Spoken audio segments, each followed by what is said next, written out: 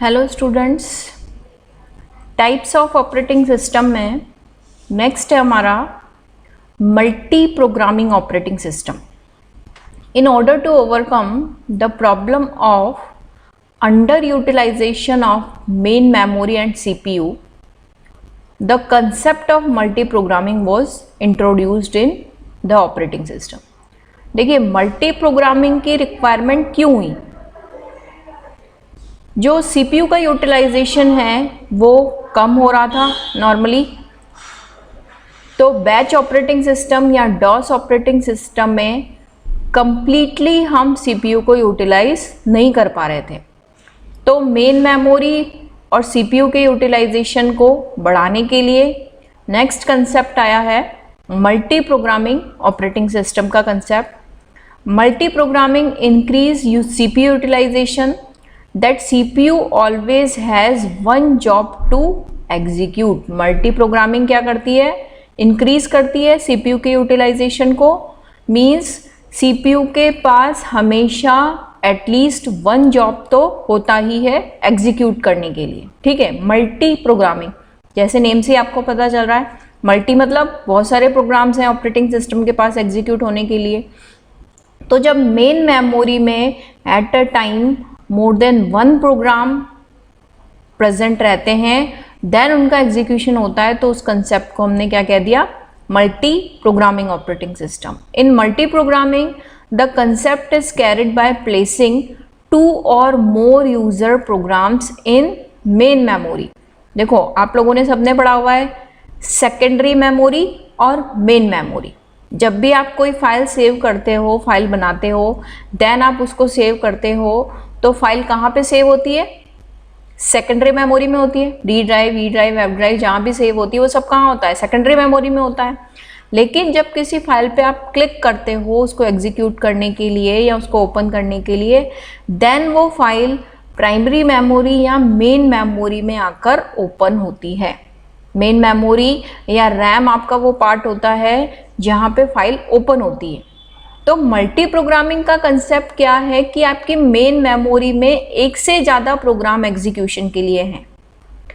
ठीक है, उसको ओपन. तो in multi programming the concept is carried by placing two or more user programmes. Means दो या दो से ज़्यादा यूजर प्रोग्राम्स अगर मेन मेमोरी में हैं एंड एग्जीक्यूट दैम कॉन्करेंटली, और उनको फिर हम कॉन्करेंटली एग्जीक्यूट कर रहे हैं, एक के बाद एक एग्जीक्यूट कर रहे हैं, तो वो हमारा कंसेप्ट क्या है?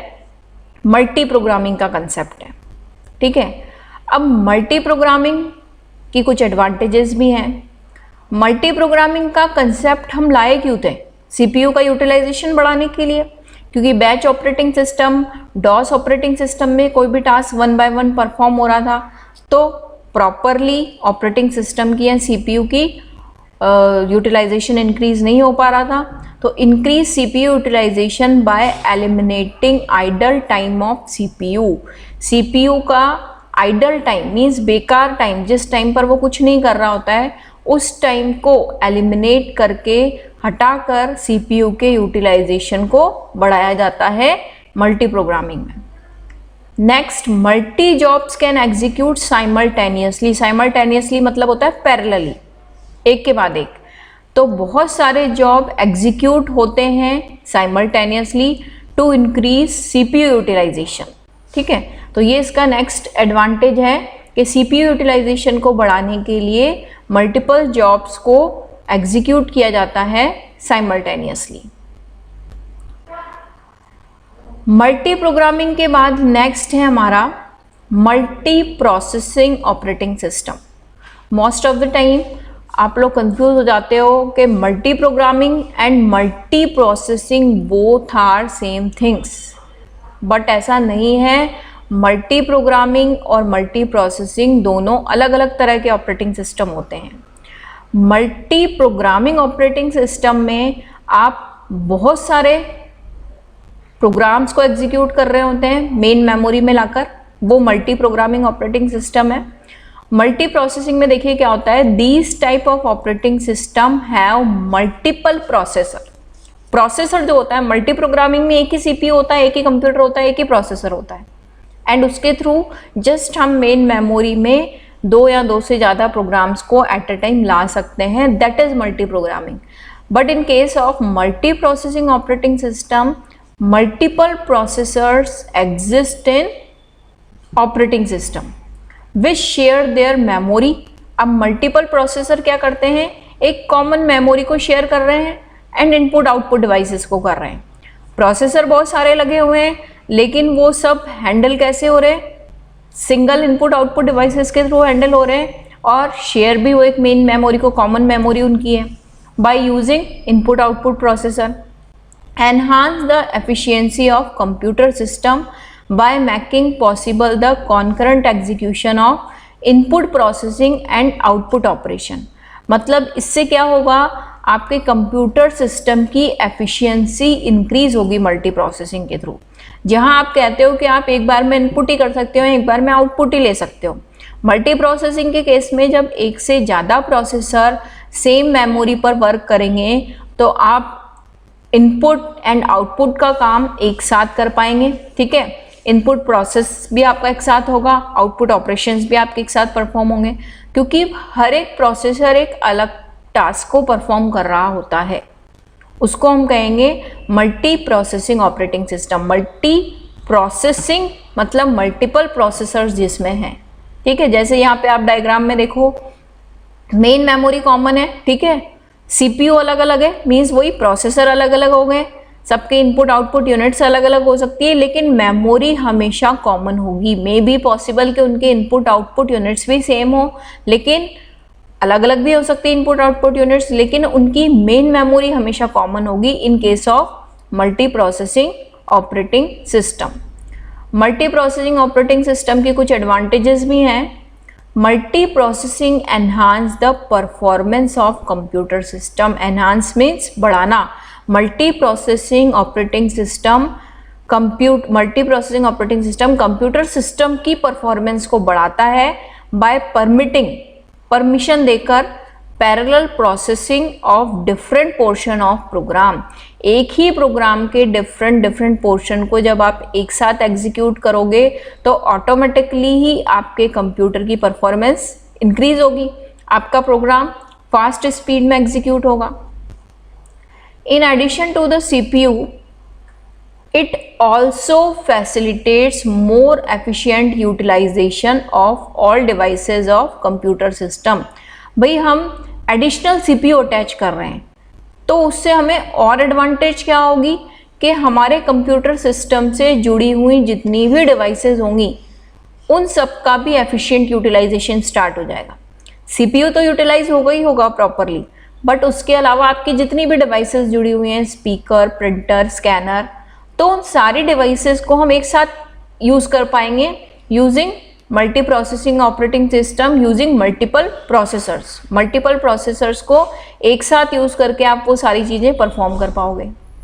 It gives us facility of built in backup, क्योंकि सारे प्रोसेसर्स आपस में एक दूसरे से कनेक्ट रहते हैं और वो एक ही मेमोरी को शेयर कर रहे हैं, तो इसमें आपको बिल्ट इन बैकअप की फैसिलिटी भी प्रोवाइड होगी.